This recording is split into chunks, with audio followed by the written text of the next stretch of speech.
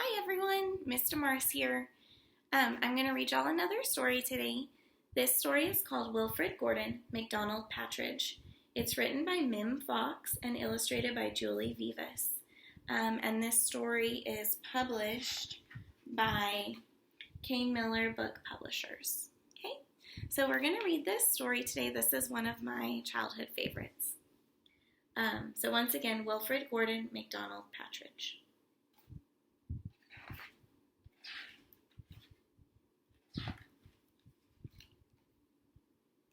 There once was a small boy called Wilfrid McDonald Partridge, and what's more is he wasn't very old either.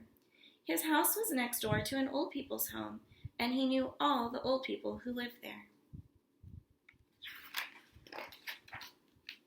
He liked Miss Jordan, who played the organ. He listened to Mr. Hosking, who told him scary stories. He played with Mr. Tippet, who was crazy about cricket. He ran errands for Miss Mitchell, who walked with a wooden stick. He admired Mr. Drysdale, who had a voice like a giant.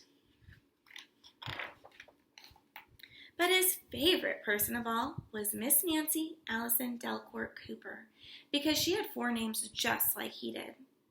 He called her Miss Nancy, and he told her all of his secrets. One day, Wilfrid heard his mother and father talking about Miss Nancy. "Poor old thing," said his mother. "Why is she a poor old thing?" asked Wilfrid "Because she's lost her memory," said his father. "It isn't surprising," said his mother. "After all, she is 96.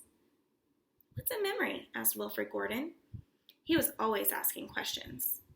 "It's something you remember," said his father. But Wilfrid wanted to know more, so he called on Miss Jordan, who played the organ. "What's a memory?" he asked. "Something warm, my child, something warm." He called on Mr. Hosking, who told him scary stories. "What's a memory?" he asked. "Something from long ago, me lad, something from long ago."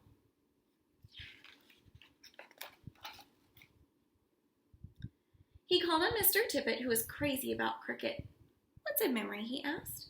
"Something that makes you cry, my boy, something that makes you cry."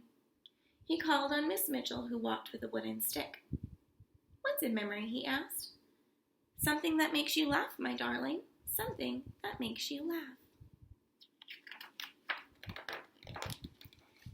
He called on Mr. Drysdale, who had a voice like a giant. "What's a memory?" he asked.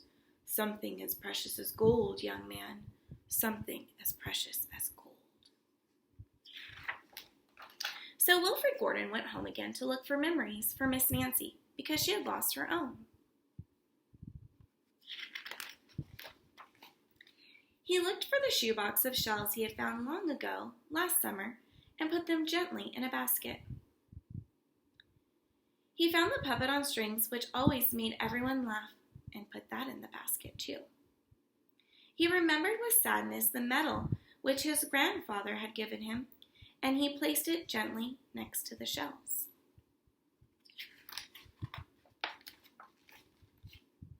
Next, he found his football, which was as precious as gold. And last of all, on his way to Miss Nancy's, he went into the hen house and took a fresh, warm egg from under a hen. Then Wilfrid called on Miss Nancy and gave her each thing one by one. "What a dear strange child to bring me all these wonderful things," thought Miss Nancy. Then she started to remember. She held the warm egg and told Wilfrid about the tiny speckled blue eggs she had once found in a bird's nest in her aunt's garden. She put a shell to her ear and remembered going to the beach by tram long ago, and how hot she had felt in her button-up boots.